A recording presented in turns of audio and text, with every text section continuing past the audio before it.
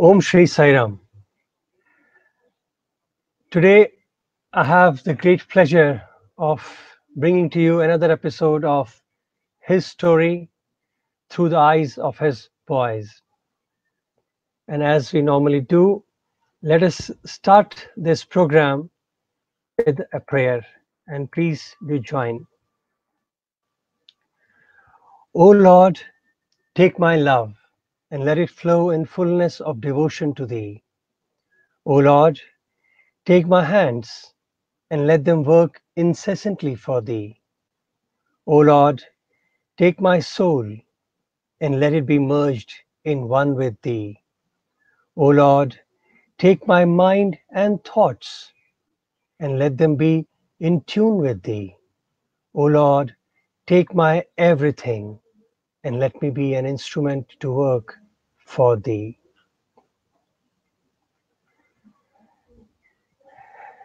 Sairam to all listeners and viewers, and welcome once again to this beautiful divine offering, his story through the eyes of his boys. Today, I have a great honor and a privilege to introduce to you Brother Rupak Changkakoti. Sairam, Sairam, brother. Sairam, Abhimanyu. Brother Rupak has been with Bhagwan from very early in his life. He became student in 1974 and then continued to do his post-graduation and even PhD while continuing to live in the physical proximity of the divine.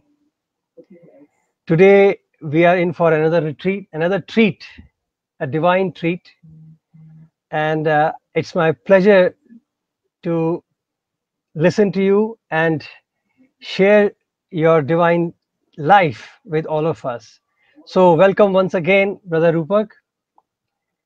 And as we start this program, may I ask you to, before you introduce yourself and say something about yourself, may I request you to start with a bhajan, one of your favorites that you used to sing before our Lord.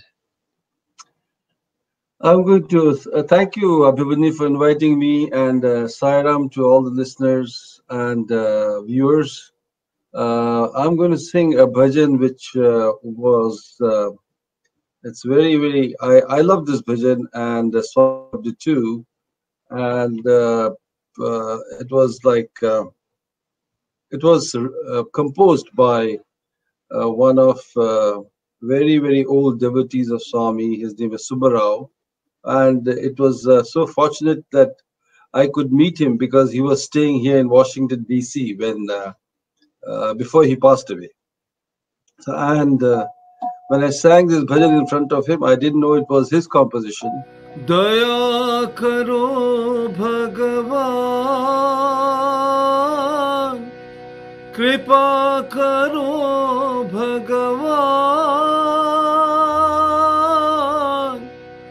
Partipurisha, He Paramesha,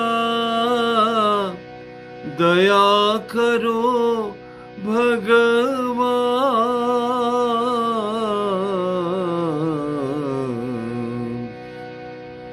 Sundaravadana Sarasi Janayana, Sundaravadana Sarasi Janayana, Sundaravadana Sajasi Janayana, Partipuri Bhagavan,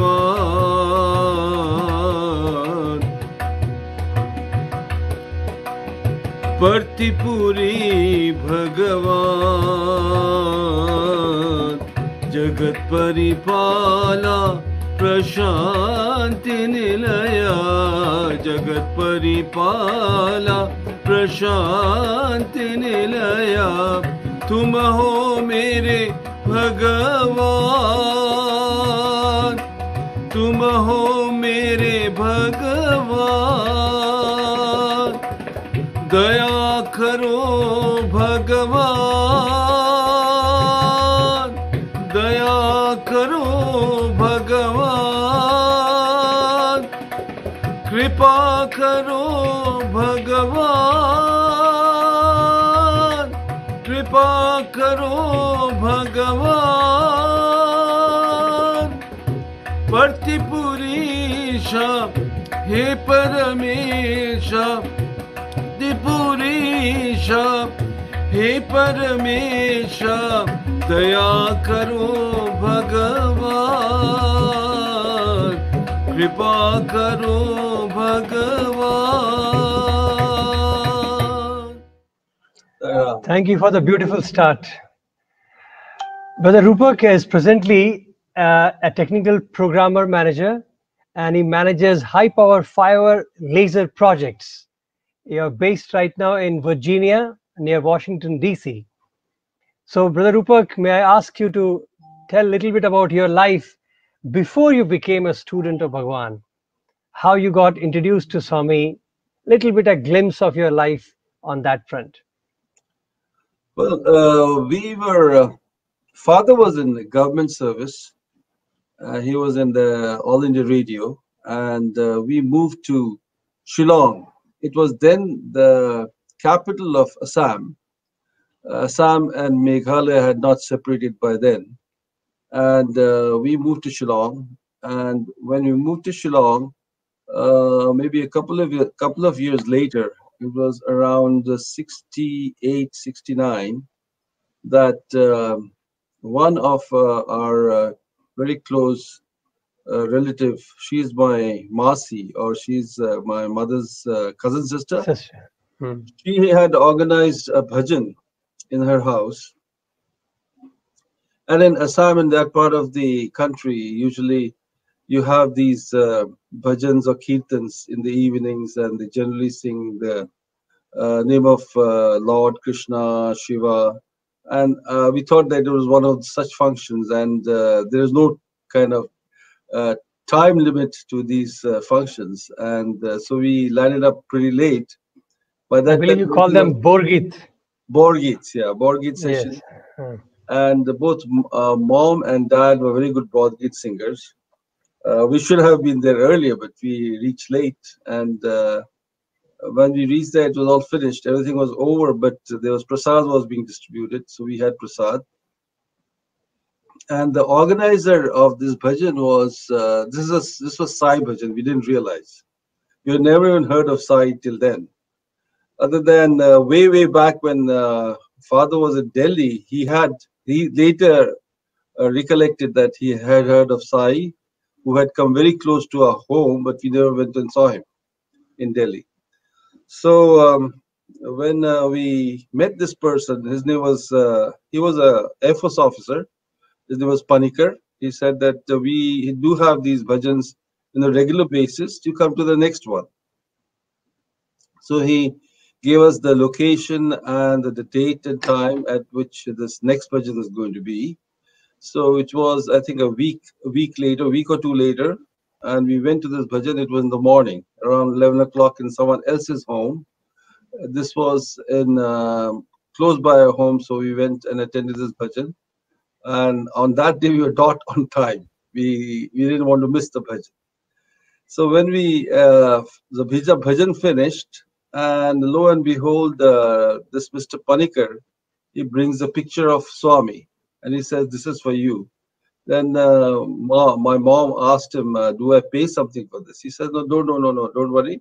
Just take it and frame it and put it in your altar."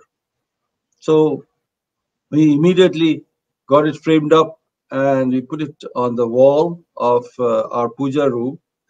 And we had many other pictures, and Shiva's picture, Krishna's picture, and even Ramakrishna's picture, and a lot of different idols, because my mom used to regularly worship in the short form. That was a regular thing of hers, and also we would regularly sit together and sing either Borgits or some Hindi bhajans which we picked up from movie songs. So that day, this was actually a weekend, and we framed the picture, we put it in the wall, and we sat, all of us sat. It was one weekend, and it was Saturday or Sunday, I don't remember exactly. And we all sat and started singing bhajan. And soon enough, we could hear footsteps. Our house was in Shillong. Most of the houses are constructed with the wooden floors because it's very cold, and they have a very kind of different way of construction where most of the walls are basically it's like they put these are very old style homes. These are all like cottage homes, and they're built on like stilts, not very high, but on cement stilts, and the wooden floor is there. So as soon as we were doing the bhajan, we could hear the footsteps on the floor, the wooden floor, tuck, tuck, tuck, like that. The footsteps came near the, and it was actually quite bright that day. It was, I think, sometime in the morning session, like 11, 12 o'clock. We could hear those footsteps, and the footsteps stopped at the door of the puja room, and a light, like almost like a lamp, went around all the pictures from one end of the door to through all the pictures. And as we were very excited to see the light, all of us, and as soon as the light was gone and the bhajans finished, we went and checked the pictures. All the pictures had Amrit flowing on them. So this was like a first visitation of Swami at our home, and this kind of instilled a faith that there's something to see, something more to see in Swami's. Because out of the blue, he comes and takes us in his fold, and then starts showing miracles in the home. So there was not a fear element, or is it just an awe there element? was excitement actually more than fear, because we heard that Amrit used to flow from pictures, Vibhuti used to come out of the pictures. We had heard all this, but not. Okay, okay.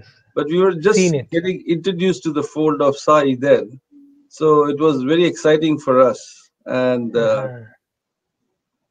then I think following this, we organized the bhajan at home, and um, then by that time we were kind of going to bhajans on a regular basis, and we went to one of the bhajans, and then this Panikar says, because it was kind of organized singing, so everyone wouldn't sing, but if sometimes they would let new people sing as well.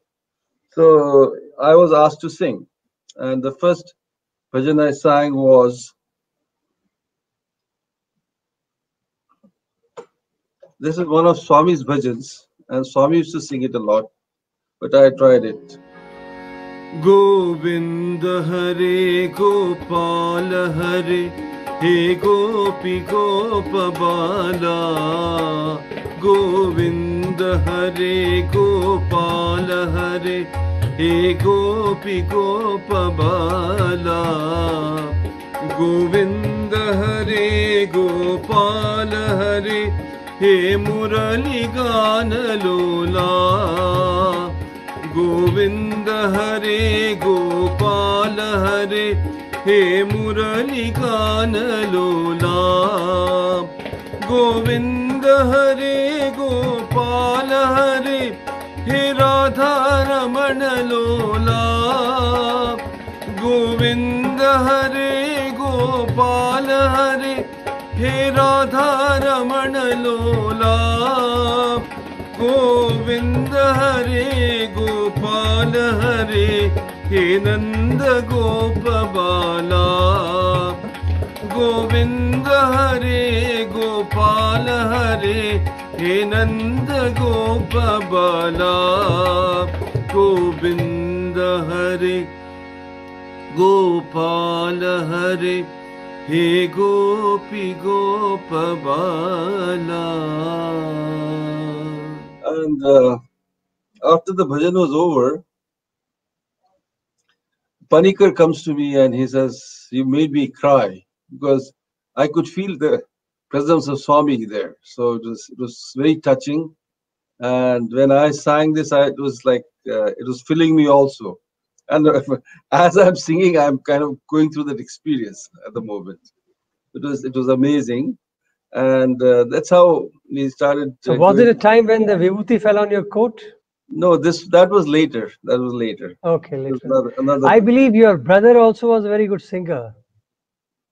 Yeah, my older brothers used to sing, and he used to sing in the bhajans as well. Yes, because Hirok And is, Hirok sings. Hirok is my brother yes, too. Hirok, brother Hirok, we know very well, but Yeah, elder brother we have not seen. But I yeah, heard that he also had a vision of Swami, and Bhagwan used to come to him correct. very often. So when we organized a bhajan at home, one evening after everything was kind of set back to its original position, like we had a big living room, and that living room was completely emptied for the bhajan to happen.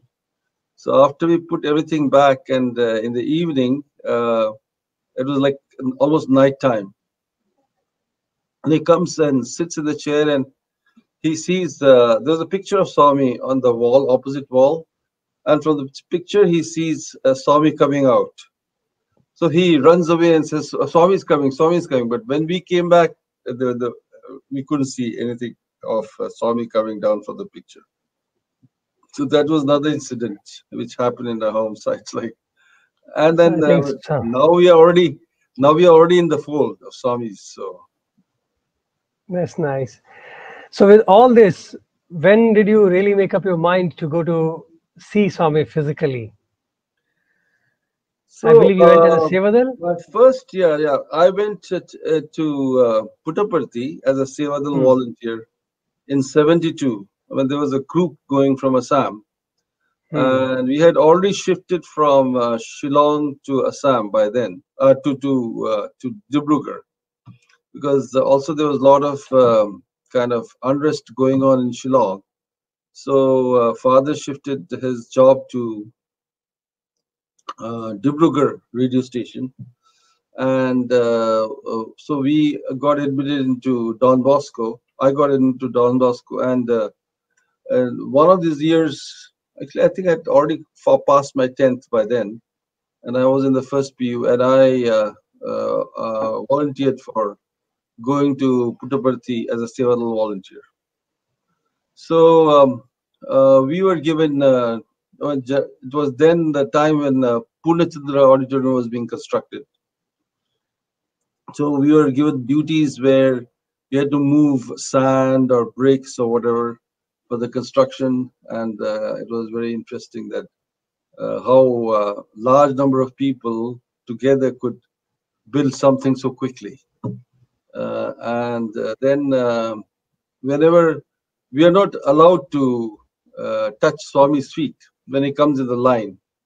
When he comes in, he used to be there all over the place. He would inspect what is going on and whether they are being fed, they've been given water. That way. Swami is like mother, father, everyone, right? So he would come around and he would walk along.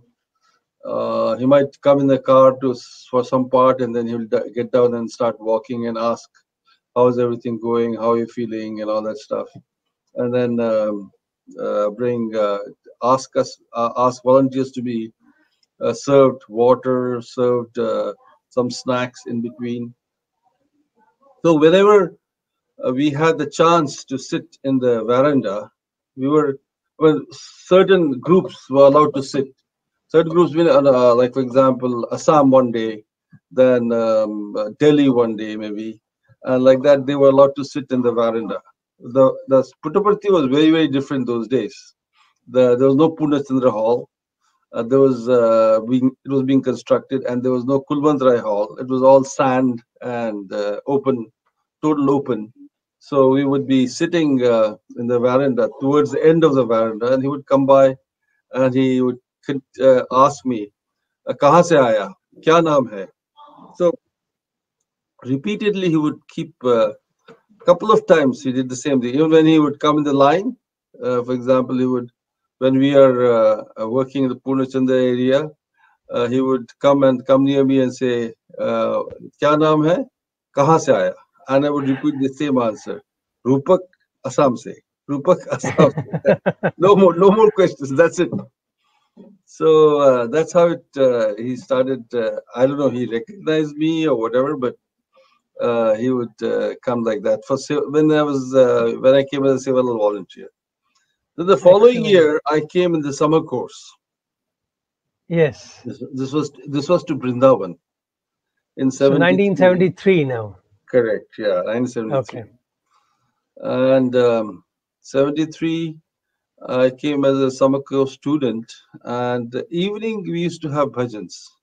Every evening, uh, all the students will come to. There was a shamiana constructed, kind of tent constructed on the side of Swami's mm, abode, the Brindavan building, and we would all come there and do bhajan. And Swami would come and he will sit for the bhajan, he will play the manjira, and then at the same time he would keep on asking different students to sing. He'll just pick. There's to be a organized bhajan, but he will sometimes he'll just come and say tum gao, like that he would. So I used to sing this bhajan during that summer course. Bhaja Govindam, Bhaja Gopalam. भज गोविन्दं भज गोपालं भज गोविन्दं भज गोपालं केशव माधव दीनदयालं केशव माधव दीनदयालं भज गोविन्दं भज गोपालं केशव माधव दीनदयालं दीनदयालं दीनदयालं दीनदयालं दीनदयालं दीनदयालं दीनदयालं आलं दीनदयालं दीनदयालं दीनदयालं दीनदयालं दीनदयालं केशव माधव दीनदयालं केशव माधव दीनदयालं भज गोविन्दं भज गोपालं Keshav Madhav दीनदयालं. Rupa Bhaiya, I know when you were, as a youth, you're growing up in a different part of the country, and then you happen to come to Bhagwan. Obviously, we all have been taught that he's God. But when you see a real God walking around, behaving like a human, and inquiring and playing with you and asking you to sing, what was your initial impression of Bhagwan at that time? Well, every time, even during when you are in his presence, I was always used to feel that, like first of all, you're in total awe, and secondly, you almost do not exist. Your body doesn't exist. You become kind of non-existent, and you're so overwhelmed that you don't even know what to do many times. He's standing right in front of you, and you can touch his feet. You'll forget to touch his feet unless he would tell you to touch the feet. It's like that. So you become almost like you can say lost, overwhelmed, completely. What do you call it? Zoned out. That's So the maybe feeling. that was a seed. That's how he sowed the seed of you joining there as a student. I don't know whether he was, again, the same thing used to happen. He would come and ask me my name. He would ask me, "Kahan se aaya?" Again, same as keep on going, same way. And then he asked me to sing this bhajan number of times. But maybe So then, when did you make up your mind that I will join as a student? How did that happen? Sabakos really impressed me, and I was almost like half my mind to join the Sabakos, but I hadn't finished my grade 12 yet, which was pre-university those days. So I had to go back and finish all that, and I was not sure whether I'll get a seat here and all that stuff. So I had to go back and decided in the spring of 74, actually, completely decided that I'm going to come to Vrindavan.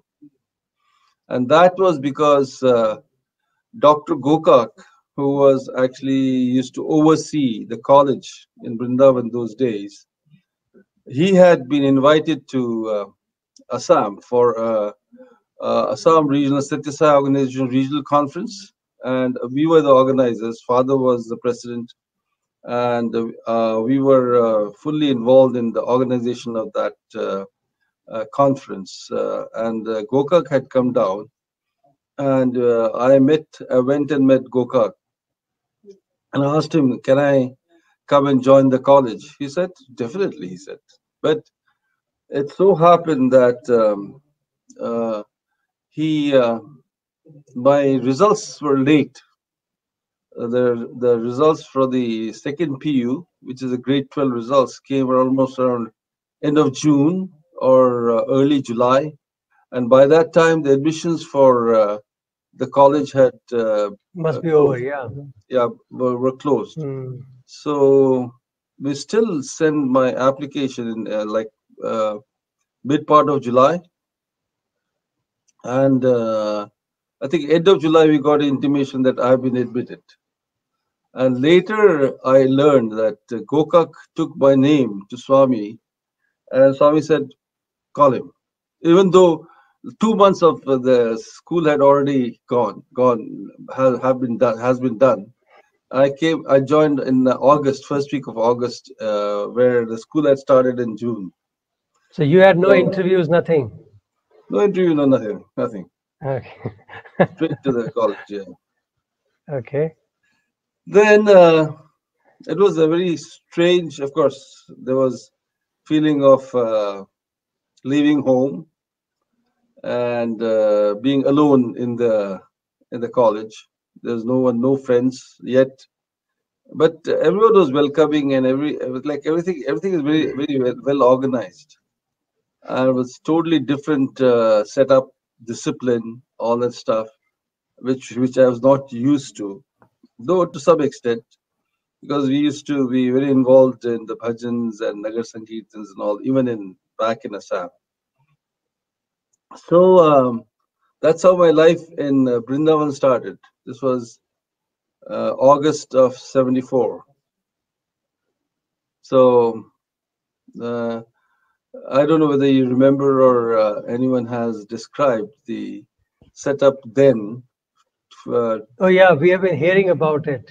yeah, so it was like Very simple. there was a So what was shed. your first impression of that hostel? A very bare minimum hostel, a very, very simple lifestyle. There was because I didn't expect.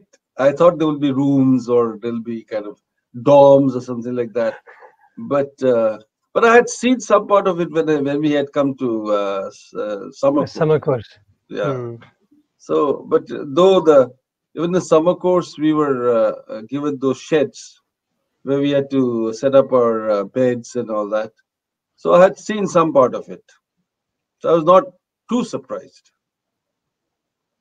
So when you join as a student, obviously the whole experience changes because without being a student and enjoying with Bhagwan or the place is different. And that's only for a month. So this is for a year at least. Yes, now it is Yeah, for a longer time. correct. So how was your first interaction with Swami then? Then Swami used to come to Brindavan. I think that year he came around September. I think he almost stayed the whole month of September. Hmm. So whenever he would come there, there'll be Nagar Sankirtan in the morning. So boys will go out for Nagar Sankirtan to Kadugudi. Bangalore. Kadaguri, This okay. is Whitefield is there's a village called Kadugudi, right? Kadaguri, yeah. Hmm. Actually, Brindavan is a part of Kadugudi, the same village. Yes, yes, yes. So we would go to Nagar Sankirtan, Kadugudi, come back, and then Swami will give darshan on the top. So I started singing bhajans, different, mostly morning Nagar Sankirtan or fast bhajans, right? So like Govinda Narayana bhajans like that, Jai Jai Jai Manamu, all those fast bhajans, because Swami always likes towards the end. It has to be kind of a crescendo where Yeah. fast business. So and in the evenings he would call us in to the bhajan hall, which was actually his residence. He was staying in the top, and the bhajan hall was downstairs. I think I sent you a picture of that. You can show that, share that if you. Which one? The one which is the hall where bhajan hall and old Brindavan. Oh yeah, yeah. They have, yes, yes. Actually, let me. Yeah, I can pull it out. No problem. You tell me, I'll tell you. Actually, I've shown that picture before also. Okay. Long hall with all that. Yes, people have seen that. So Swami would sit in the. If you can pull that back, pull it out. I can. You can point at where Swami used to sit, and not this. This is me alone, and this is actually in Sundaram.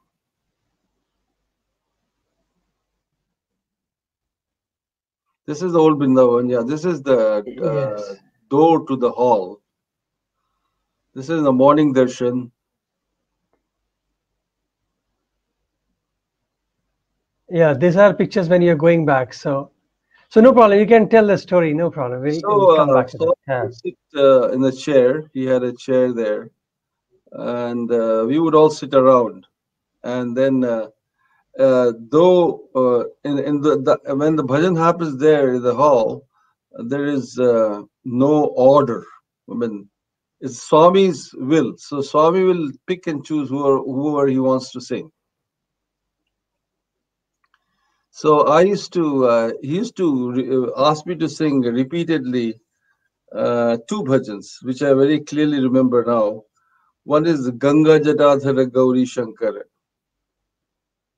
Jaya Ganga Jatadhara Gauri Shankara Girijamana Ramana. Jaya Ganga Jatadhara Gauri Shankara Girijamana Ramana. Jaya Mrityunjaya Mahadeva Maheshwara Mangala Shubha Charana. Jaya Mrityunjaya Mahadeva Maheshwara Mangala Shubha Karana. Jaya Nandi Vahana Nagabhushana Nandivahana Nagabhushana Nirupama Guna Sadhana Nirupama Guna Sadhana Natana Manohara Neelakanta Sai Natana Manohara Neelakanta Sai Neerajadala Nayana Neerajadala Nayana Jaya Ganga Jatadhara Gauri Shankara Girijamana Ramana. This was one bhajan, and the other bhajan was a very beautiful bhajan which she used to love. But of course, it is like little classical, and this was composed by one musician from Bombay, Mumbai, now Mumbai. His name was Bekrikar. So. सपने में आवो श्याम मुरारी सपने में आवो श्याम मुरारी सावरी सूरत मुरली धारी सावरी सूरत मुरली धारी सपने में आवो श्याम मुरारी सपने में आवो श्याम मुरारी सबके साजन प्रभु गिरधारी सबके साजन प्रभु गिरधारी सबके साजन प्रभु गिरधारी सद्गुरु साई प्रतिविहारी सद्गुरु साई पड़ती बिहारी सपने में आओ श्याम मुरारी सपने में आओ Shyam Murari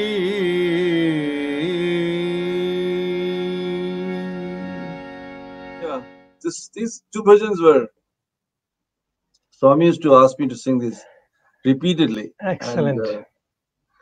and very, very, apart from other bhajans, of course. So, Bhaiya, when you started, in this mode, obviously, it is very interesting to be with Swami and he starts giving you attention. Correct. So, just a curious question. How did you reconcile with the truth that he was God himself?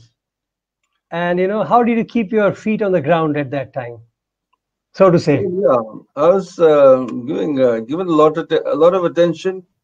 He would kind of call me. In fact, he even called my parents once to Brindavan, and my father wanted. I had not got my Upanayinam done, so me, my elder brother Deepak, and Hirok, all three of us were given Upanayinam all at the same time. So Thread ceremony, yeah. started taking the whole family very close. The reconciliation means it was like you feel important, but at the same time, but because I was not completely close in the sense staying. I mean, I didn't know how it is going to go, and there was no plan, no nothing. It's all His will. So I was. I mean, you feel very kind of proud and even arrogance. Privileged, yeah. Arrogance comes at the same time. Yeah, and oh wow, I'm so important. But at the same time, you have to be very careful because you are like his torchbearers. So amongst the students and even amongst the devotees, you cannot be misbehaving in the public, or you have to keep your head down and follow his command, right? So And I know he had a knack of using the best talent everybody can. And I believe he chose you to enact Shankaracharya. yes, that was very interesting because one day we were all called to I mean, in those days there was a shed towards closer to the gate, you remember? And there were the Yes. bathrooms on the side, and downstairs was just the dining hall and a couple of rooms where people boys used to sleep. You're talking about your hostel design, Yeah, yeah. hostel. Yes, So yes. Yeah. Swami, so we generally don't go to the mandir till he finishes his darshan and all that. Oh, not the mandir, but the Brindavan inside. There's that gate, So we don't go inside until Swami finishes his darshan. Just after darshan, he straight walked into the hostel, and he would he all the students ran into this dining hall. The dining hall was empty, but we all ran in, and Swami was sitting in one corner. Someone quickly rushed and brought a chair for Swami, and then he called Dr. Narendra, who was the principal then, and he said that, yeah, Narendra, we should have a drama, or we should stage a play. And then he said, yes, yes, Swami, definitely. If Swami says we should stage a play, means he can't deny it, right? So he said, what play to? So I think they had talked, or I'm not sure what, but he suggested the name Bhaja Govindam or Shankaracharya's, something to do with Shankaracharya. And then he started going around and saying, oh, who can be Shankaracharya? Now, who can be Shankaracharya? Then Narendra said, Swami, whoever you say. And he said, Rupak, what about Rupak acts as Shankaracharya? So that's how I was chosen as to act the role of Shankaracharya. And then Shankaracharya was based on the life of Shankara, but primarily based on the 14 Bhajagovindam shlokas that he had composed. And the whole drama or the whole play was based on those 14 verses, and with sermons of Shankaracharya in between. So a group of us, he had 13 disciples, which were chosen from the students, and the music was also by the students themselves. So it was, and then, can you imagine, there was no stage or no auditorium those days. So it was staged. The first time it was staged under the banyan. There's a big, huge banyan tree. Remember? Banyan tree, yes. Yeah, that. And I think that it was a college day. Yeah, it was a college day. It was yeah. Was it May or no? It was 23rd March. 23rd March, 1975. Correct. 23rd March, 1975. So I think it was 1 or 2 months we put the whole play together. But just can you make a clarify Swami gives so much of importance to these folk songs, dramas, and to convey messages.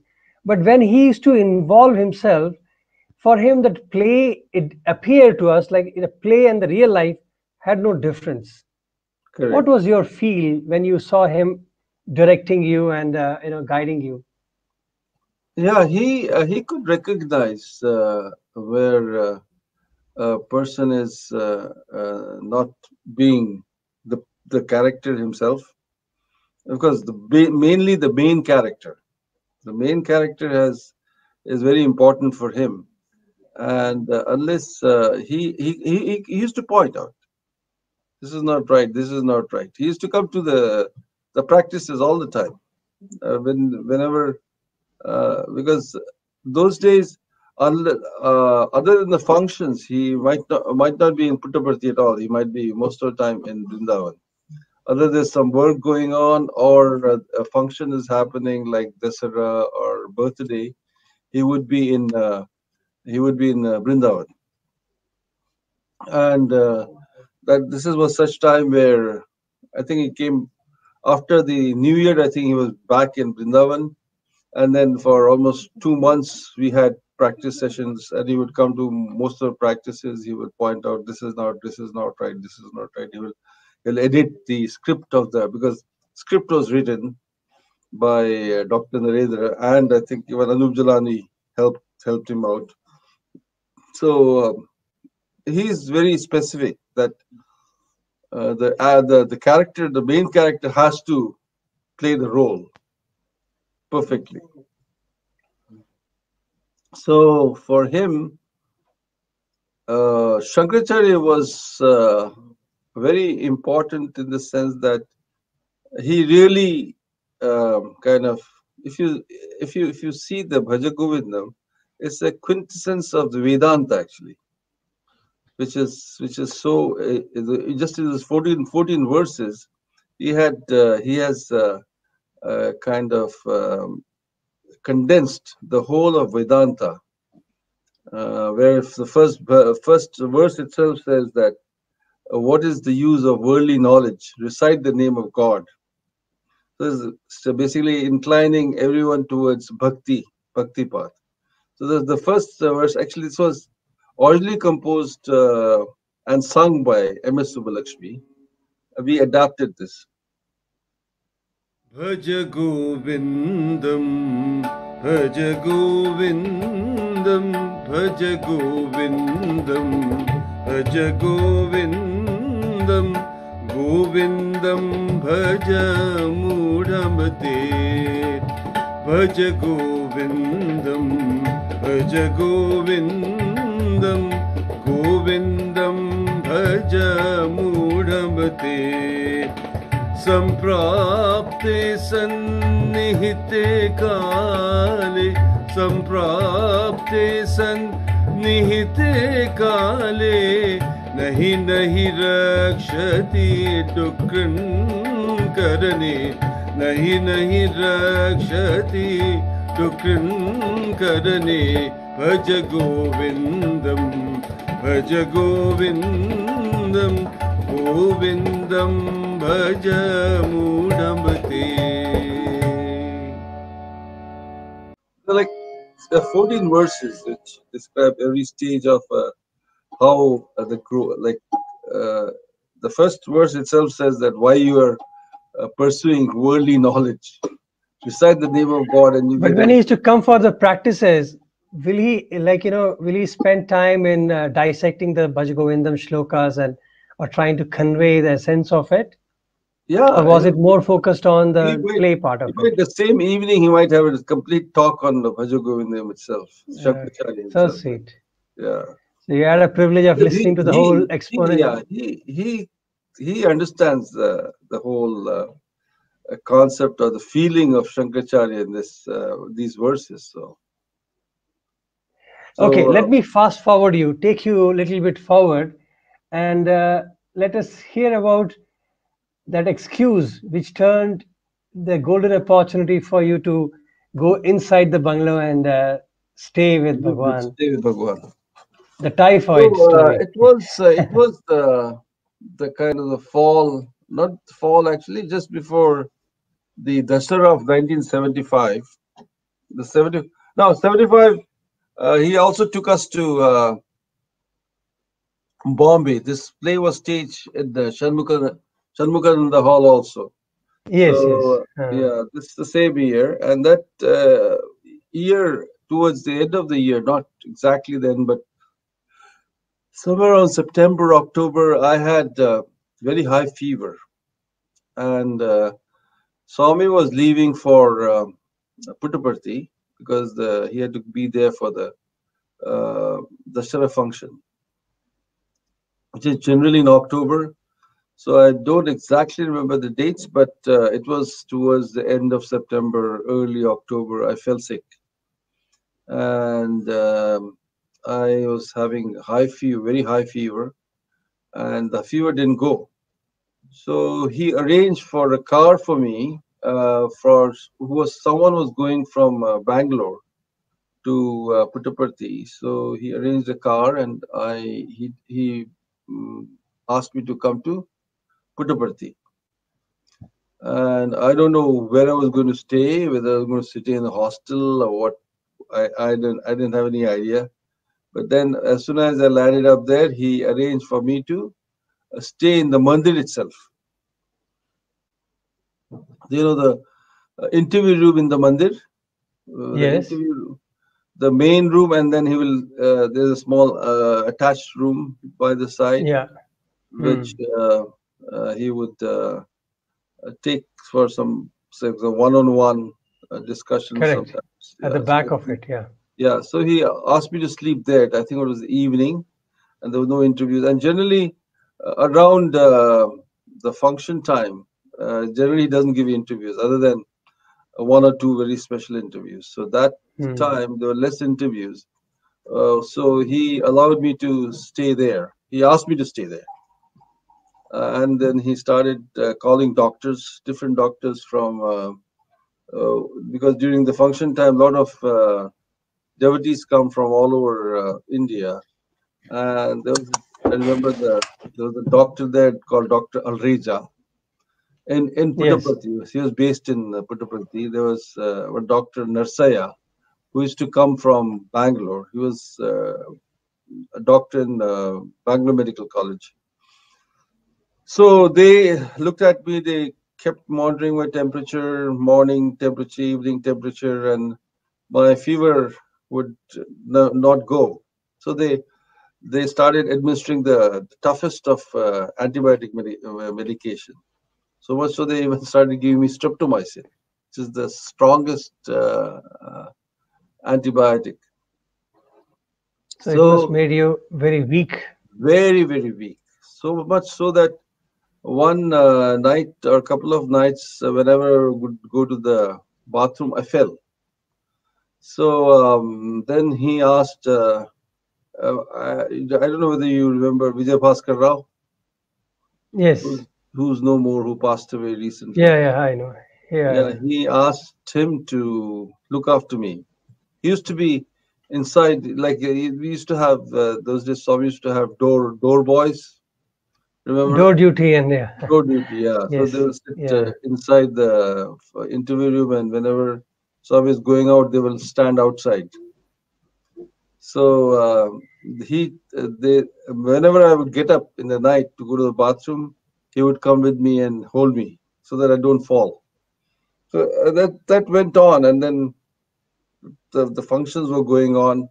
I couldn't go to the function. I was sleeping there, and if there is an interview or anything like that, I would move to the room next door. There was another room behind. Yes. Yeah. So and food and everything was specially prepared for me, and but I didn't get better. Fever continued, and but Swami looked after me like a mother, father, caretaker, everything, literally. And he would ask Mrs. Atlal to prepare special food for me, soft, which is easy to digest, and that's how it.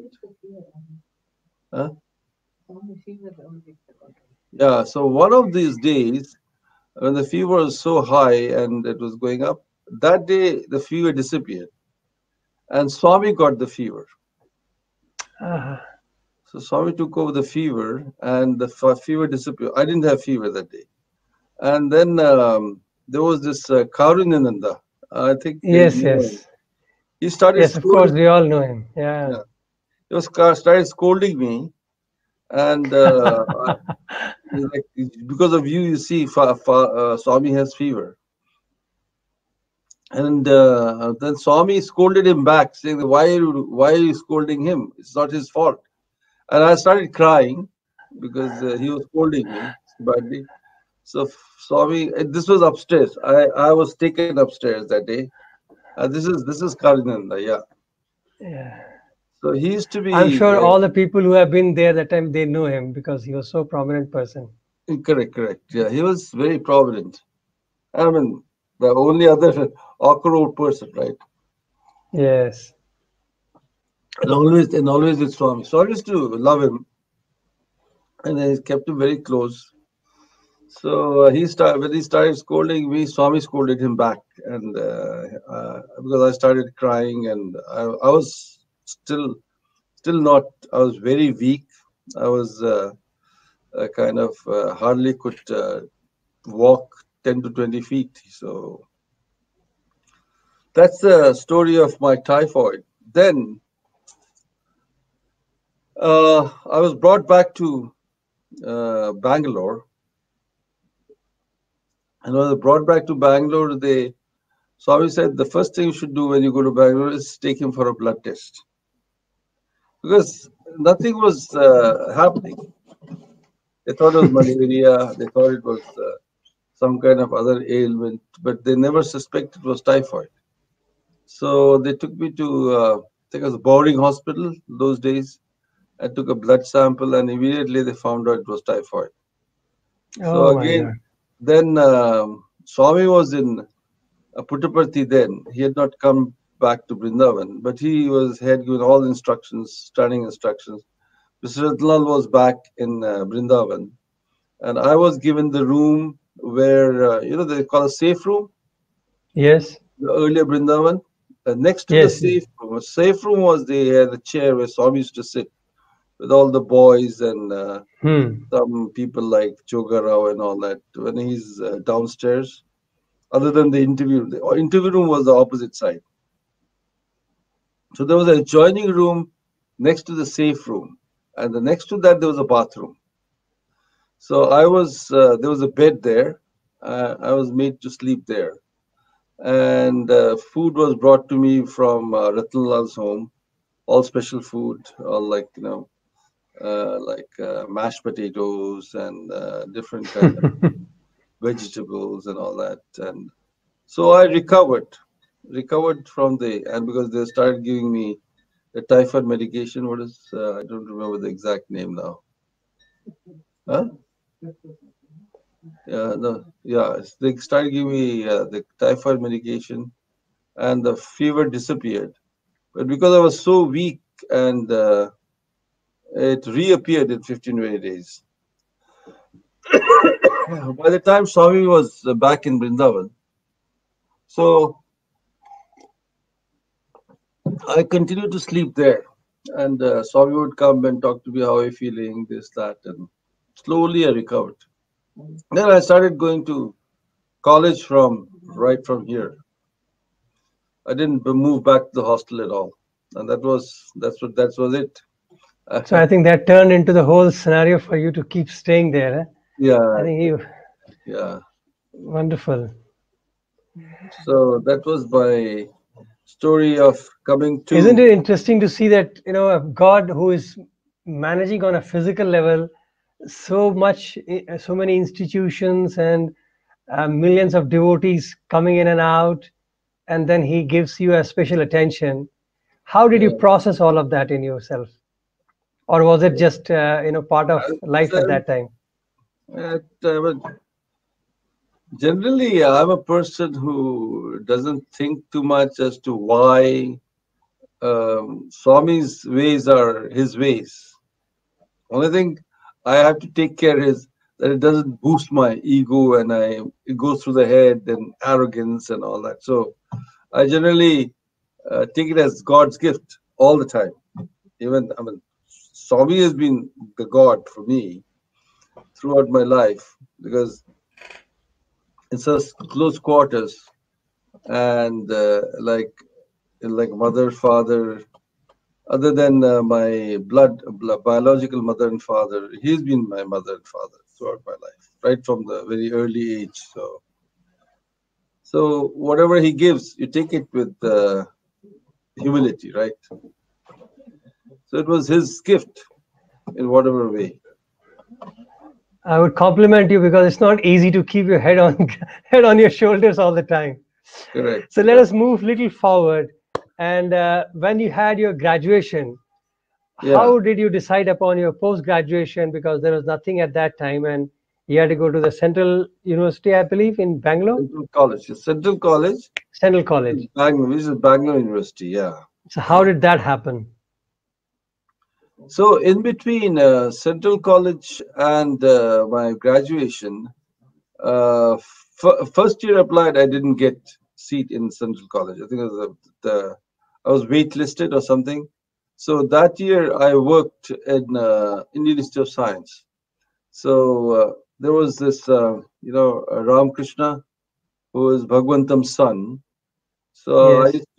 I used to work there for 1 year. So he said I will take care of him, and he was the department head in aeronautical engineering.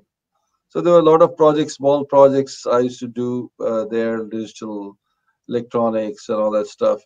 Then the next year I applied and I got into Central College. So during that period, Manoj Nakra, then BVS Sagar, Ram Krishna, they had all graduated, and Manoj Nakra was working in TCS, Tata Consultancies in Bangalore. So Swami said, "Why don't you?" Um, there was a car, there was a Herald car, old Herald car. I don't know who had gifted it. So he got that Herald car repaired, and he said, "You guys take this car and." Uh, so that you don't have to take the bus and all that stuff. Because there were four of us, and eventually I think Rakesh Vadera didn't was not with us. Mostly four of us, and no, five of us actually. Three of us in the back, two in the front. It was a separated seat. No, Harold had two separate bucket Okay. seats. Okay. So either Manoj would drive or I would drive, and Satish was there, who was a chartered accountant by then, and he was working with a very prominent chartered accountant in Bangalore. And Manoj was working in TCS. And these two, BVS Sagar and Ramakrishna, they were going to a law firm Law to firm. get, Yeah. get trained, whatever.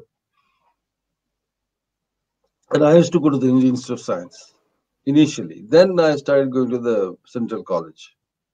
So that time I might go one way, and if I don't have class in the afternoon, I'll take a bus and come back. It was like that. Okay. So that's how it was. And I continue to stay in Brindaban and attend the college. And then after, like, I worked very hard in MSc and I got the first rank in the university and the gold medal. So eventually, because then then there was this professor called S.V. Papu. I don't know whether you know him. No, I may He not was, know him. he was Okay. a professor in, Hmm. professor in Indian Institute of Science. He said that he should apply for a seat in the university, in the Indian Institute of Science for PhD. So Hmm. I applied just after the MSc, and right away I got in. I mean, it's a very rigorous. Was Bhagwan involved in your decision making about which college and what course and PhD? MSc, no, it was all mind. He was happy. He was happy le- to ask to, because MSc was not started in. Initially, he said, "Why don't you come and work in Puttaparthi?" Then I said, "No, Swami, I want to go further. Want to do masters and PhD." So he agreed. I was started with masters, and once I did very well at masters, he said, "Okay, go for a PhD." And Okay. I also asked him, yeah, So it's a very beautiful thing to see. Now, like he's a perfect parent who yeah. was just keep guiding and nudging and supporting in whatever. Correct. In this period of yours, when you were with Bhagwan, I'm sure you had some, some, I would say, avataric events around him. I remember somebody talking about some kind of a globe thing he created.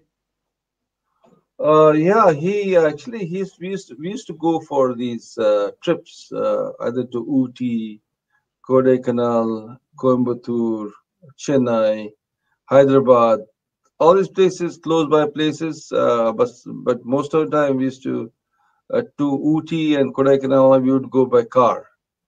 So there'll be an entourage of maybe five, six cars, and Swami will be in one of the cars. I might drive one car, or I might drive him, or Sir Radhakrishna would drive him.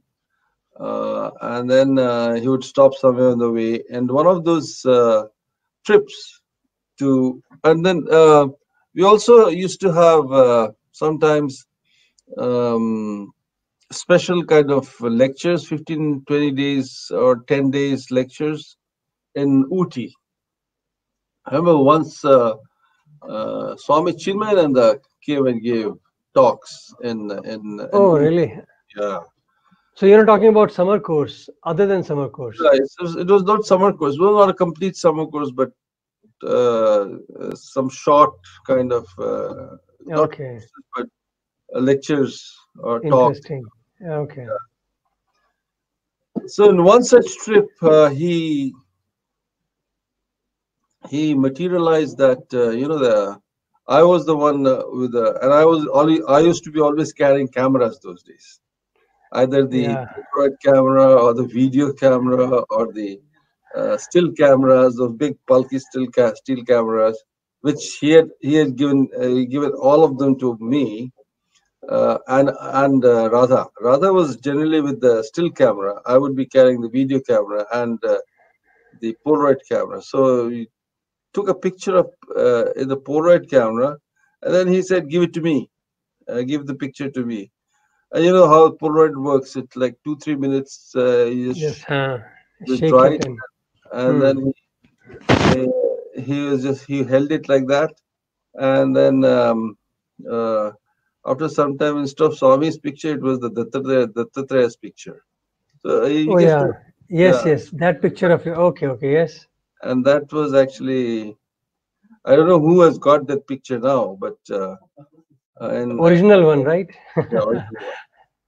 Funny, but Yeah, Also captured or showed that in his book, and I'm that not sure. Dattatreya. What do you tell about that picture actually? He just showed the picture of Dattatreya, and he said that um, Dattatreya and me is same. like that. That's the picture. Yeah, correct. That's the picture. Yeah, So you had taken the picture of Swami, and then this got I, manifested on the picture. correct. That's the came in the And picture of him. it's a Polaroid camera, so obviously it has to shoot whatever. Yeah. So these things like that used to would take a then one more incident was where he created like a globe, but it's a flat. It's not like a circular globe, but a flat globe with various points in that globe. And he said these are the places that they'll be my centers. That are literally almost full all over the globe, like small dots. And he showed that. I don't know whom he gave that to. Don't remember. It's like a flat globe, but with lots of dots. And he said, uh, these are the places where my centers will be." You didn't take So a picture of that? I didn't take a picture of that. Yeah, no, I think he gave I it to some. remember one more incident I want to hear from you is that paralytic attack of Bhagwan.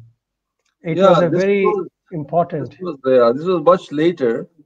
But I mean, it was during one of those functions where either it was Dasara or I believe birthday Dashera celebration. time only when Yeah, huh. Dasara time.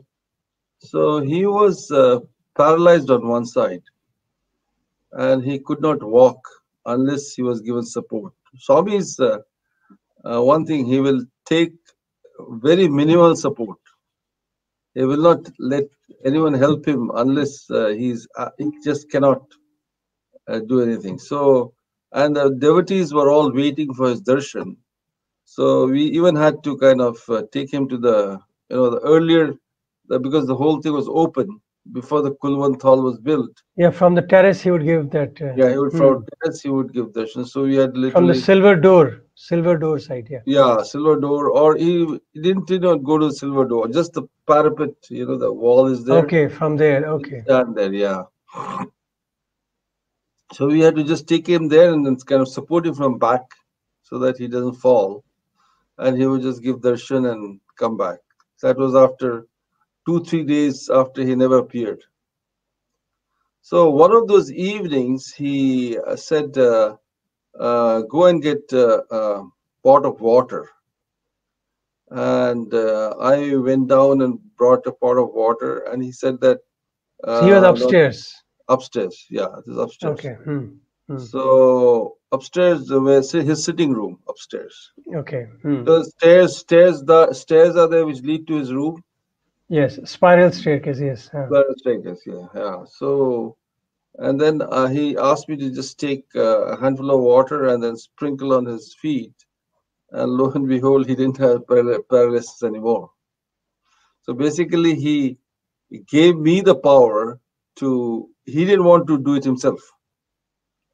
He wouldn't do it himself because he cannot use his power to cure himself. So he just gave me the power. Now, power is it's just, I think, kind of instrumental. And as and when he wills, he can take someone's illness. And then later the rumor was, I don't know how far it is true, that someone close by in Bukkapatnam or someone had a paralytic stroke and he asked for Swami's help and he took over the paralysis. Yeah, that is difficult to comprehend how he does, but it's Correct. it's nice to hear from you that how he recovered himself out of that Yeah, and then he situation. was, after that, a couple of days, he was normal. Okay, let's change the mood little bit. And I know Bhagwan is very gracious mother also, and he likes his children to have fun too. So I Correct. believe in such thing he made an excuse and sent some four of you to Europe trip. Correct. He said, actually, there were two trips he sent us, two foreign trips he sent us Yeah. to. One So what was was that to about? one was to Southeast Asia, which Huh. included Singapore, Malaysia, and Hong Kong. So Singapore, Penang, not Penang, Kuala Lumpur, and Hong Kong. So our excuse was to check out a car for him. So there was So this that was your Southeast Asia trip. there's Southeast Asia trip. Yeah. So there was this two brothers who were businessmen. I don't remember exactly remember his name. One of his sons also studied in Vrindavan actually, and he wanted to donate a car to Swami. So Swami took that as the excuse. I said, "Okay, you guys go and check out the car." So we went to some showrooms, and there was this Cadillac. Cadillac. He was wanting to give Swami a Cadillac car. So we went to this thing and checked out showroom and checked out a Cadillac car. It was very nice, golden color. It was silver shadow, I think. It was a silver shadow, yeah, golden color Cadillac. And then he brought it. He kind of arranged for the import and everything. And that car was Swami drove that car for quite a while. Finally, I don't know, he gave it to someone or I don't know what happened. Yeah, he would use for some time and then give it to somebody. Yeah. So what about your Europe trip? Then the Europe trip was mainly to more like a sightseeing trip, but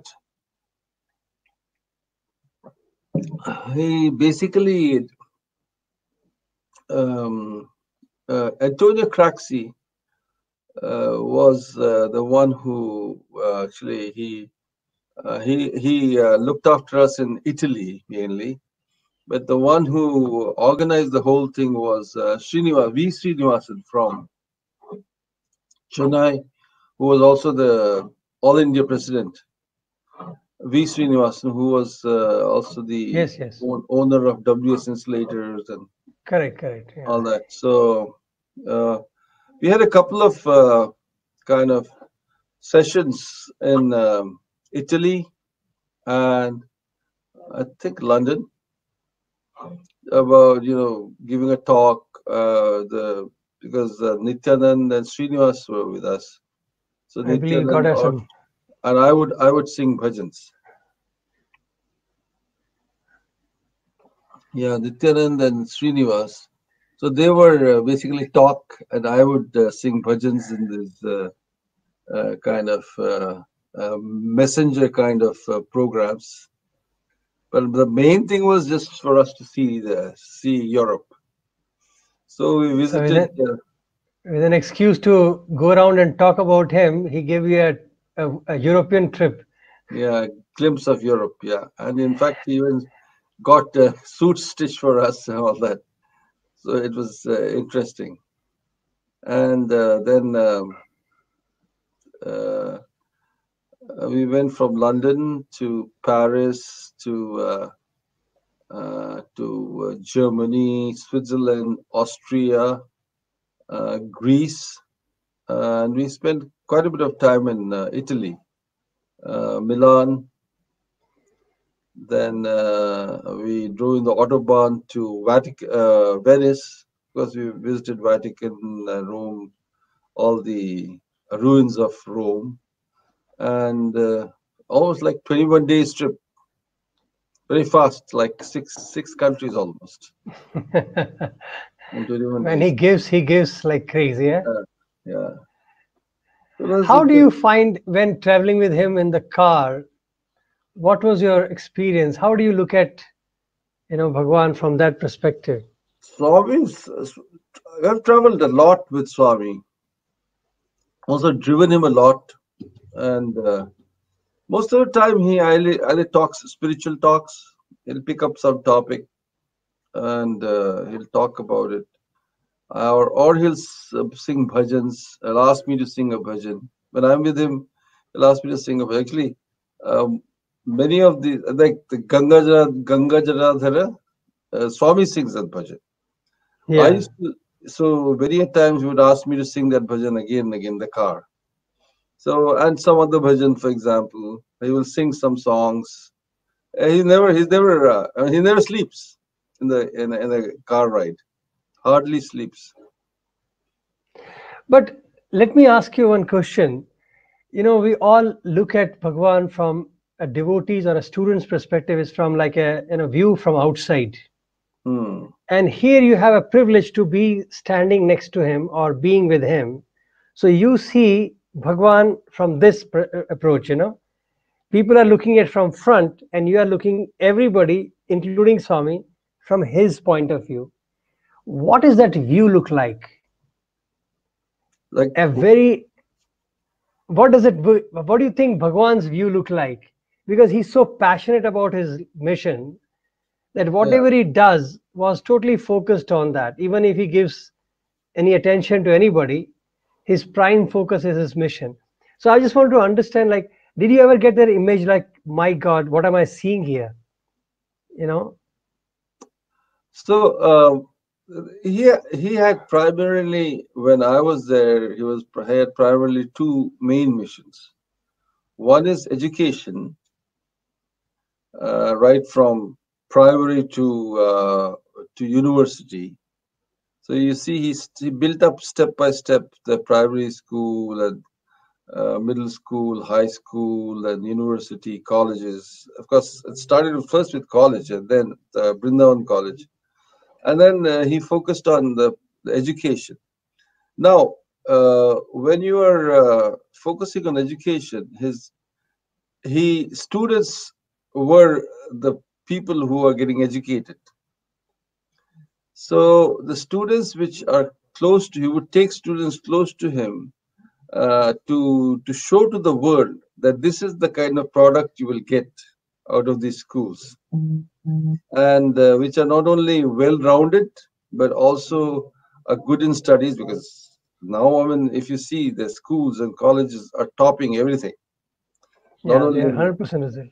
100% results in high school, or topping the best grades and all that stuff. And so that was one mission. And the other mission was to serve the humanity at large through medicine, medical school, not medical school, hospitals, and then all these water projects and free education, that itself, free healthcare, literally, major operations at free of cost. So these are is serving the humanity at large, right? Because uh, if the future of India is not taken care of through the students and good education, good disciplined students, I mean, that's one of the roots of India, right? So that was his two major missions, and I think through us, he wanted to show to the world, through every one of us who were students there, that these guys are, a product of this college, and that would attract more and more high quality students, right? Many people seeing, for example, Anup Jalani or Kamal Sani or Radha Krishna would send their children to without a hitch, you know. Just like many of my family children studied in Puttaparthi, mainly seeing me. It's like that. It is a chain effect, right? Natural, yeah. Yeah. So, okay, let's talk about your some trips with Swami. So, like you had a wonderful trip to Kashmir, Correct. and you had been to Mudumalaya forest and all that. Any highlight or anything which you can share with us? Because everybody has heard various stories of those trips, but your perspective on the trips and your any highlighted vision. So, well, I've had, I was very difficult to summarize. I've had so many trips with Swami to Ooty, almost every year to Ooty, and then sometime in between Kodaikanal, and then on the way we'll stop in some forest and then take a elephant ride. I think some pictures you have seen, saw some of Yeah, those pictures. So there are like so many trips I've had, um, but it's always he tries to make it very a lot of fun. So he will stop somewhere on the way, and then he will, or even on the road side, he'll stop and then inquire if everyone is doing okay. and then maybe pass some food from one car to the other car, or he'll ask me to kind of get down and then check how the others are doing, whether they have enough snacks for the way and all that. And then in somewhere stop in between in a guest house or somewhere and ask everyone to eat. So it was like literally going out to a picnic, and either we sleep there for the night or go further on. So, but he would start very early in the morning. So, See, while he's so free, he's also a very strict in discipline. correct. But I mean, here during the trips, he's kind of a little relaxed, and Okay. he is disciplined still. I mean, his discipline is a discipline, like getting up in the morning, 4:35 every day, having a shower all ready for Nagar Sankirtan in Brindavan or Suprabhatam in Puttaparthi, and to finish with Nagar Sankirtan. Like he's extremely disciplined. He's sharp. Then 7 o'clock he'll have some kind of fruit snack breakfast. Then at 10:30, 11 he'll have lunch, and then take a short nap, and or he might not even take a nap. And then 3:30 he'll have another snack break, and then 6:37 he has dinner, and 9 o'clock he goes to bed. 4:30 in the morning gets up again. It's like day in and day out, day in and day out, day in and day out. And in between he If I, puts yeah, if I ask you to give me some, at least one or two major lessons that you pick up from his lifestyle, not what he speaks, because he has spoken everything under the sun, but being with him, what has touched you so much and that has imbibed in you? his discipline, and sticking to discipline. Like, oh my God, he is very, very disciplined and very strict about food habits. He likes to eat good food. He will eat good food, but very minimal, as much as is required, because he always keeps weighing himself. He will not put But I believe it he on had a fixed weight for many years. many years. Yeah, he doesn't. Yeah, he's very strict with food habits. I forgot to ask you about Like this. another play which you did with him was your Kingdom of Heaven. Correct. Yeah. And I believe there was a very interesting thing, if you want to talk about it. Kingdom of Heaven was actually life of Jesus, and Yeah. life of Jesus was actually this was an adaptation of yeah. There was a famous series from BBC called um,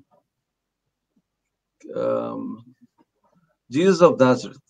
Jesus of Nazareth was a series Yes, yes. by by a famous, very famous, I think it's Francis Ford Coppola, or I think we have seen the movie also in the hostel life. Yeah. yeah, it was a series in Long, BBC. yeah. So it was adaptation from there. Now to do the whole Jesus' life in about 2 hours on the stage was quite difficult, and with so many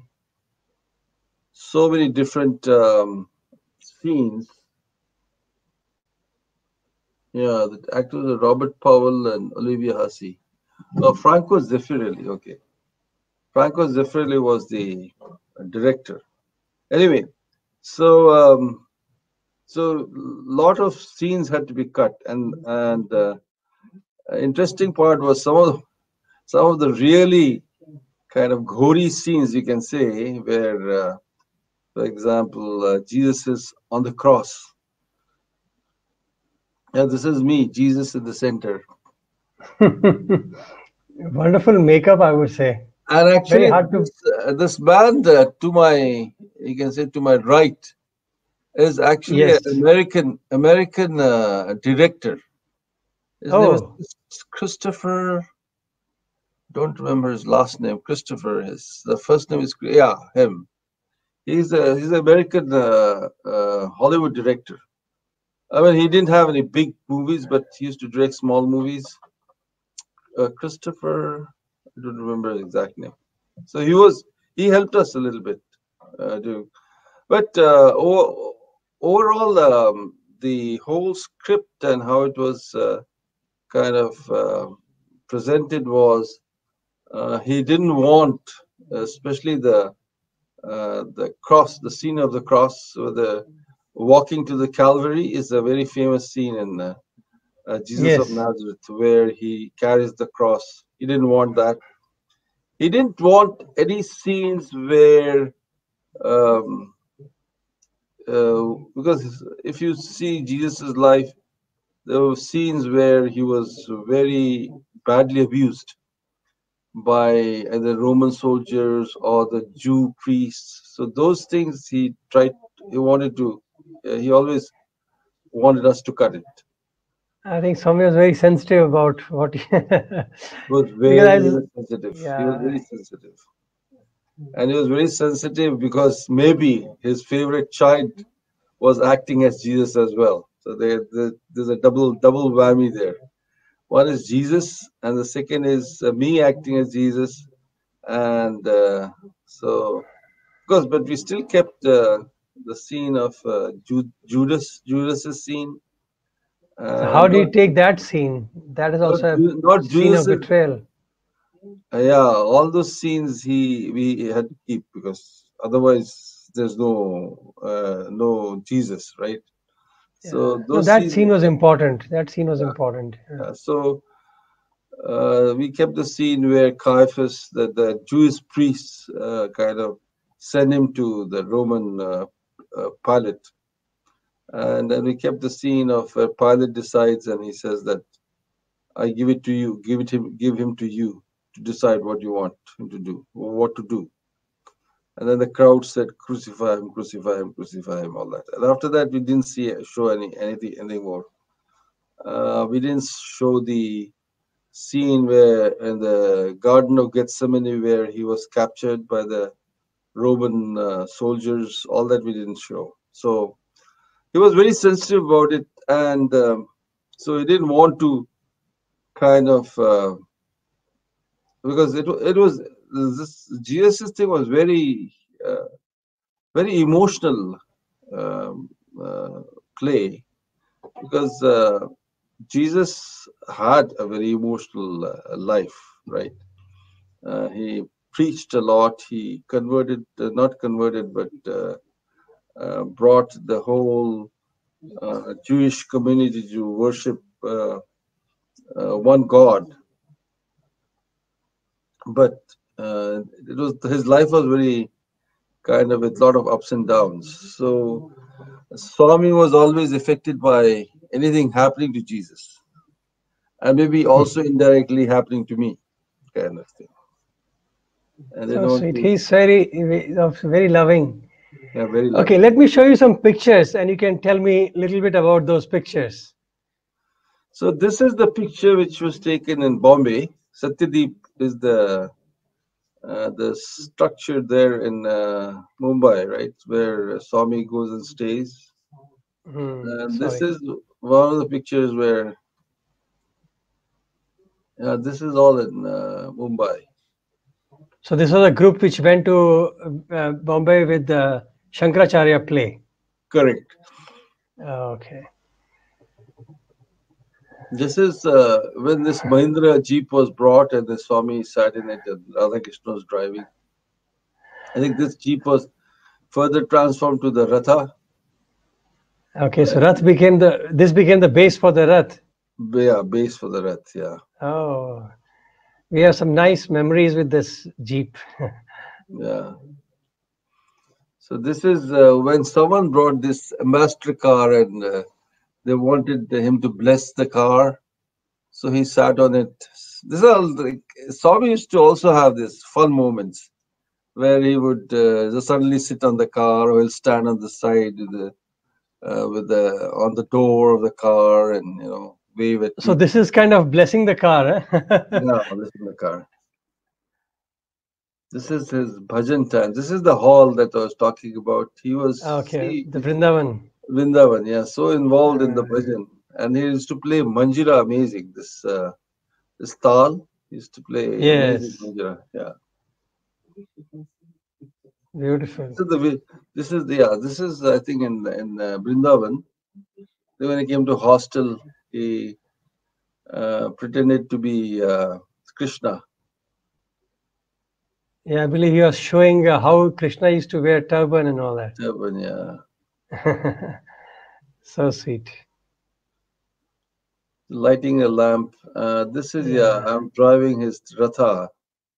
This is, I think, in the 76 or 75, the 50th birthday celebrations. Oh, this was 50th birthday time. I'm not sure, it's 50th or I 60th. think it was much because I remember seeing this one, so it should be a little later. Much later, I think. Hmm. This is trip to Mudumalai, sitting Mudumalai in Forest. Mudumalai Forest, yeah. Elephant trip.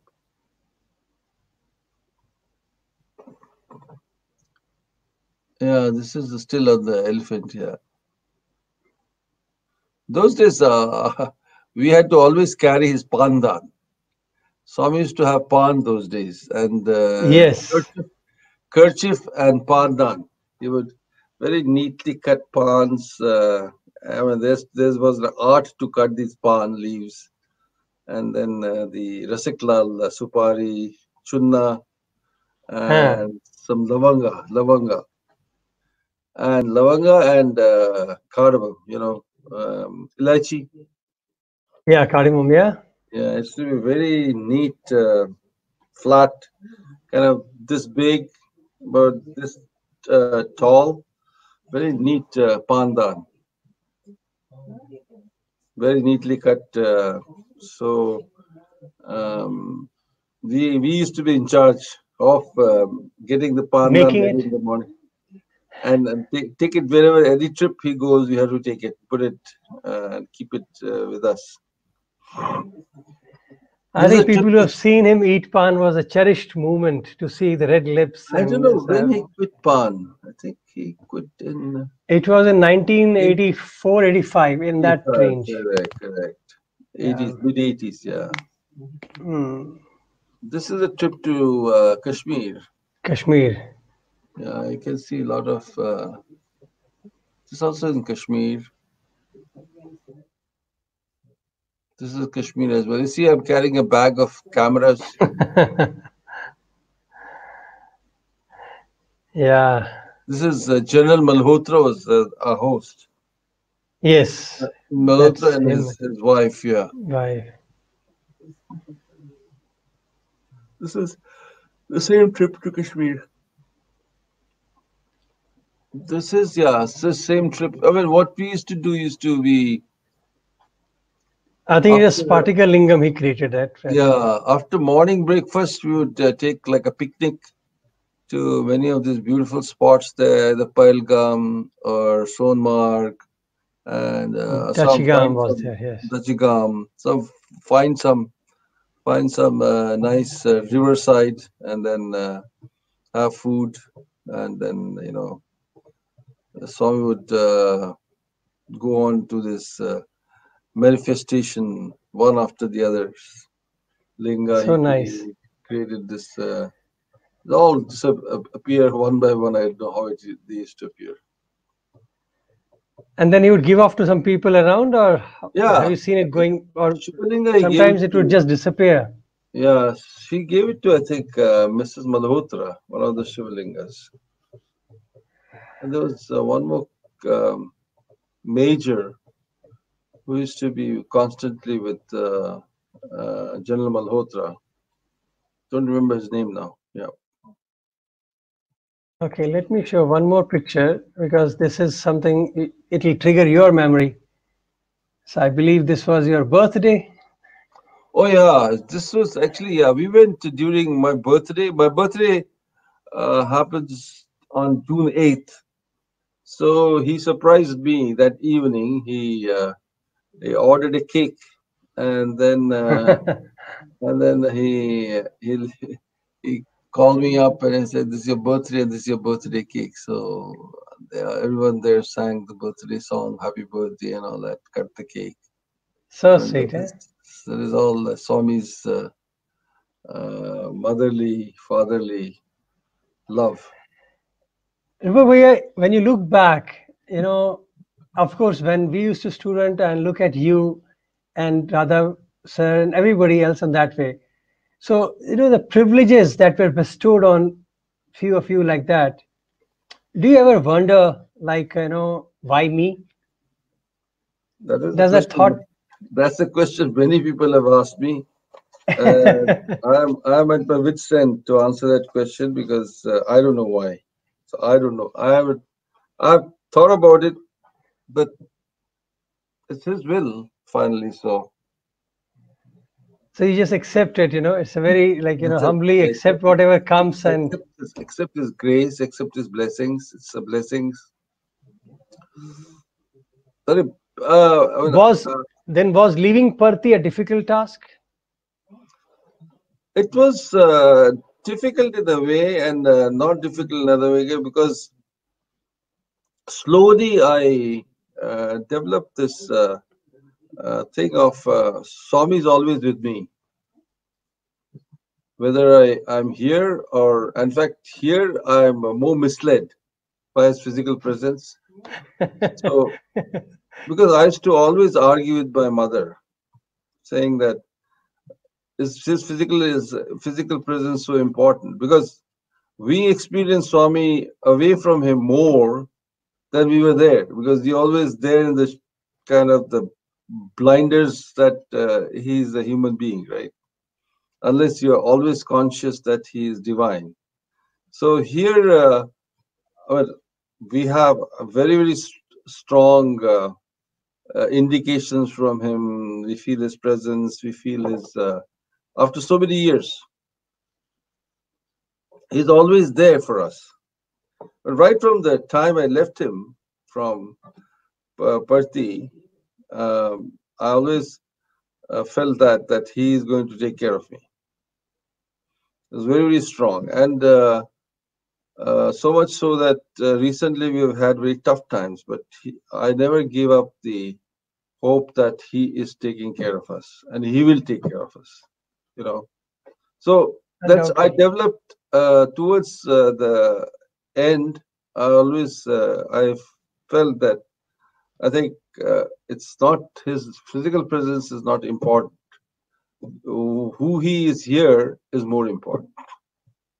Always started develop that because well, how long can you keep on depending on the physical form? I mean, because uh, you start developing these egos and you start developing this arrogance so that he's so close and all that, and that's the killer. Actually, you stop growing altogether. You So know, did you go back, like you used to go back to see almost him? every 2 years I used to go. Every 2 years, whenever I was in India, I would go to Puttaparthi. Whether he gives me darshan or not, I mean, he's of course darshan is you sit in the crowd and you have a darshan. And if he would look at me, Lord look at me, I would just have his darshan come off. That's it. Even now I go every year. Every time I go to India, I go to Puttaparthi. Yes, of course. Even If I for have to ask you to define, how would you define your relationship with Sai? What is Sai to you now, or ever? it's good. I mean, Swami is everything for me. Like he's takes care of me. He's taking care of me. I have full faith that nothing is going to happen to me. He's going to take care of everything. Well, we have gone through this. We have experience, very strong experience. So How would you tell others who have not had this privilege? How would you tell others how to get that faith in Swami, that kind of reinstatement, that not look for a physical gratification all the time? How would you, if you have to say guide me or anything like that, how would you convey that? well, they have to have. I mean, they have to develop this. It's not kind of. You have to have the faith and belief that Swami once you. It's basically a form of surrender. It's a surrender actually. When you surrender like that, everything is taken care of. Things happen then. Yeah, you might not be a multi-millionaire, or you might not be a billionaire or whatever. You can be a millionaire. You can be a billionaire if he wills it. So, but he's going to take care of. So you have to develop it, and not kind of question, oh, why you're not this, that. That's the thing that people always, something doesn't happen there. What they think it should happen. They start getting angry with him, and then they'll start blaming him, whatever. You can plead, you can pray, but you cannot kind of, because that's your own negativity, you know. So you have to be positive, and you have to have the faith, and he will take care. Usually people have this notion, the people, like, they were asking us also many times that, hey, you boys are students of Swami, so your life must be very smooth sailing. And I keep telling them, no, we have a different share of problems. So how would you tell that when you moved out, was your transition to the professional world and the American life or whatever, was it smooth, or you had your own share of Trials. issues? Yeah, but you have to adapt, So the moment you come out I mean, the things are different. I mean, they're different in one way. They're not different in the other way. You have to be on top of your game, first of all. That you cannot, just because you're size students, you don't get a silver spoon to any any place. You have to be at the top of your game. You have to prove your medal, right? They say, if you prove your medal, I think there's more justice here than maybe India. There, you don't need, for example, um, kind of someone's recommendation. Yeah, it is whoever you work with, they will recommend if you are good, and if you are dedicated worker, they will recommend you definitely. There's more justice here than in India, where someone who is not even competent gets in because he has higher recommendations. You know what I'm saying? But should have the faith, and you have to have the wherewithal to face the challenges. And how you have develop it? You have to work hard. You have to prove your medal, and you get what you are made of, right? And as you said, Swami is always there to take care Yeah. and help Okay. further. Swami himself says that. Swami says that work is worship, right? If you worship your work, work will come to you. You know what I'm saying? Excellent. Yeah. I enjoyed talking to you. I am sure if I have time, we could go on and on with the stories. But before we close, I would like you to sing a couple of songs or whatever from your favorite selections. So, So another thing I think we skipped is Sai Katha. oh, Sai sure. Katha, You want? Sai Yes, Katha yes, was sure. another period of my life, another great experience of my life, where Swami, actually, this was composed by two very famous. I mean, the lyrics were composed by a famous Telugu, actually South directors, Adi Narayan Rao, who is the husband of Anjali, Anjali um, Devi. Anjali Devi, very Hmm. famous actress of the past yesteryears of Telugu films, and music was composed by Rajesh Rao. So they were also the same team was behind this Lavakusha.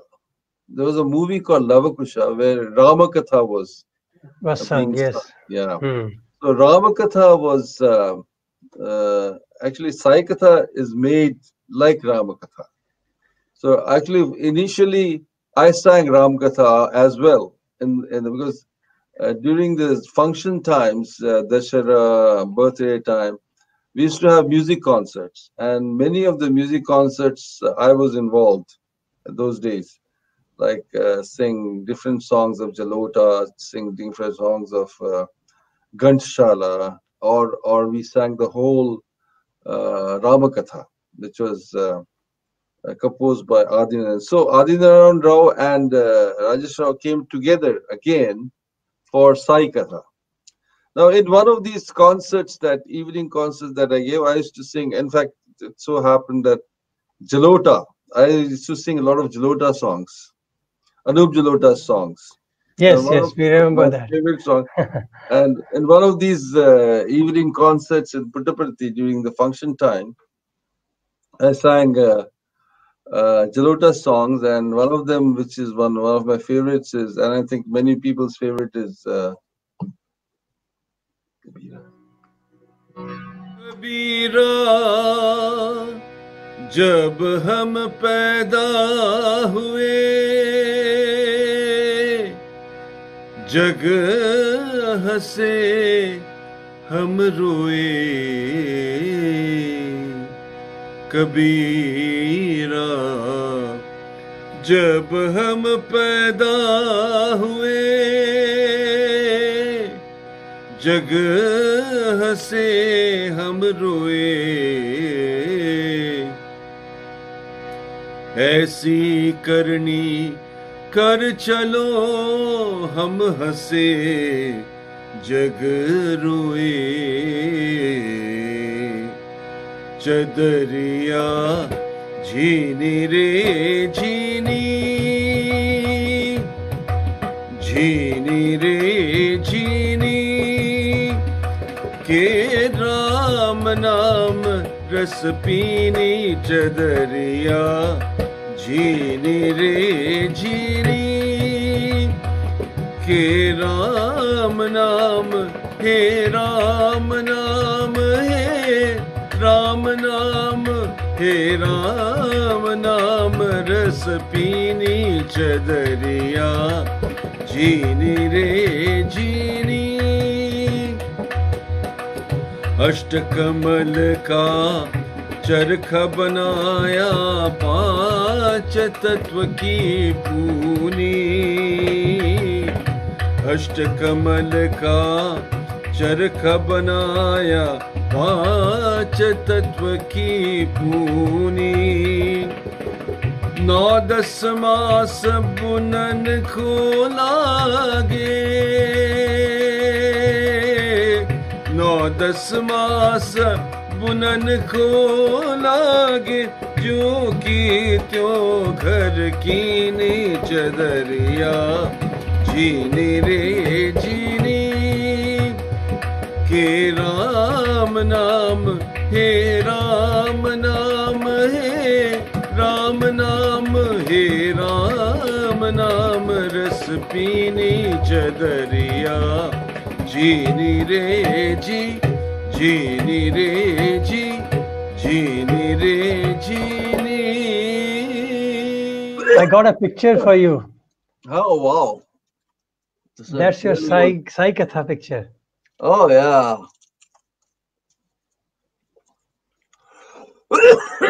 So Sai Katha incident. So both Adinaran Rao and Raju Rao came down to Bangalore. They stayed in Chennai, which was Madras in those days. Yes. And they came down for almost a week, 10 days. And then composed the whole thing in Vrindavan. And it is the same hall we used to have bhajans in the evening with Swami. Swami was actually there then. And so they brought one of the assistant music directors, and they composed the whole thing there. And then in one of these conversations, before the thing was, then we practiced and all that. There was this conversation about who should be the male voice. So P. Sushila was decided that she'll be the female voice, but who should be the male voice? This was before they came down, and Swami said, "Who else will it be?"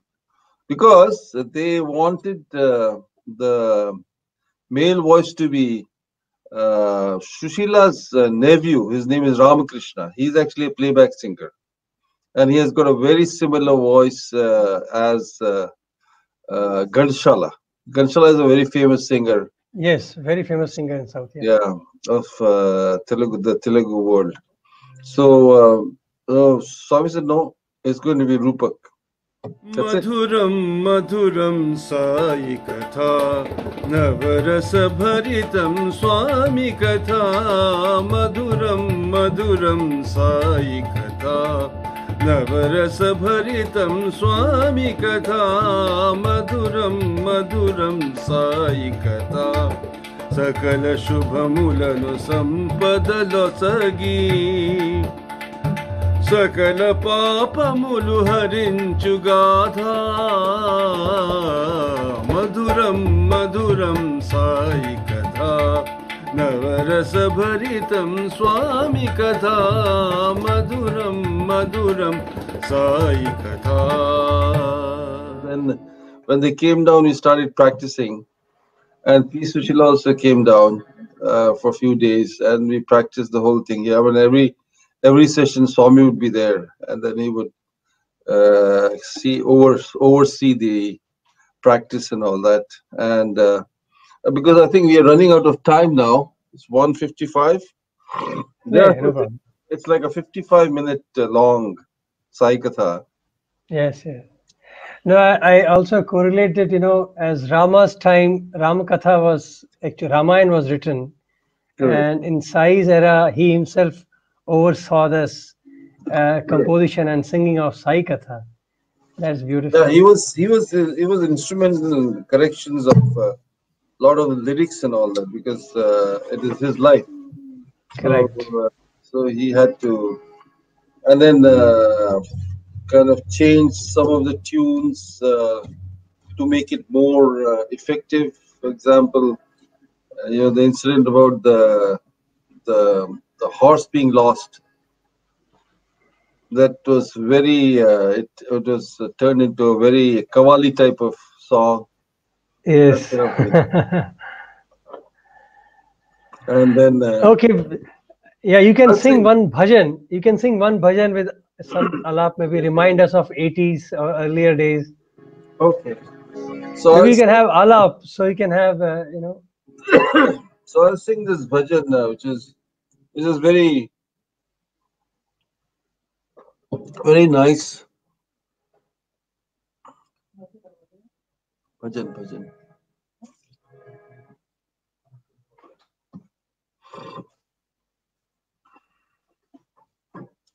This is a bhajan which actually Rupak Sharma used to sing quite a bit, and I really like this bhajan. Swami also liked this bhajan very much.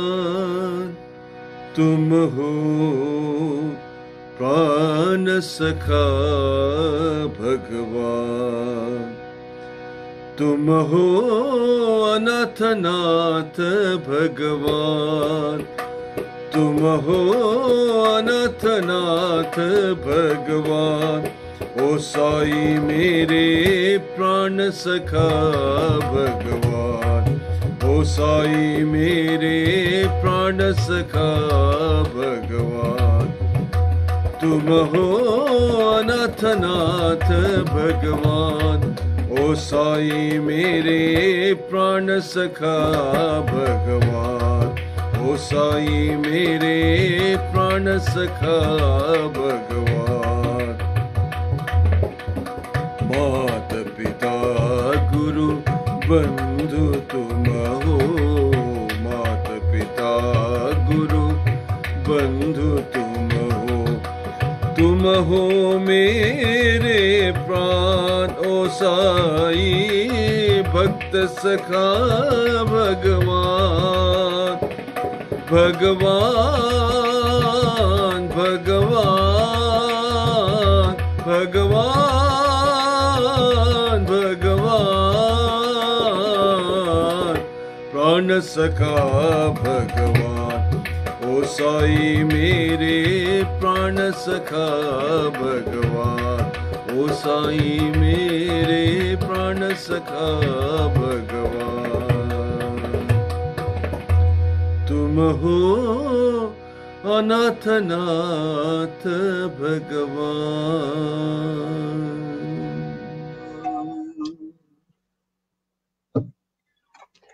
So nice, Bhaiya. Thank you so much for your time and willingness to share Bhagwan's glory and love and give us a glimpse into those golden days of yours.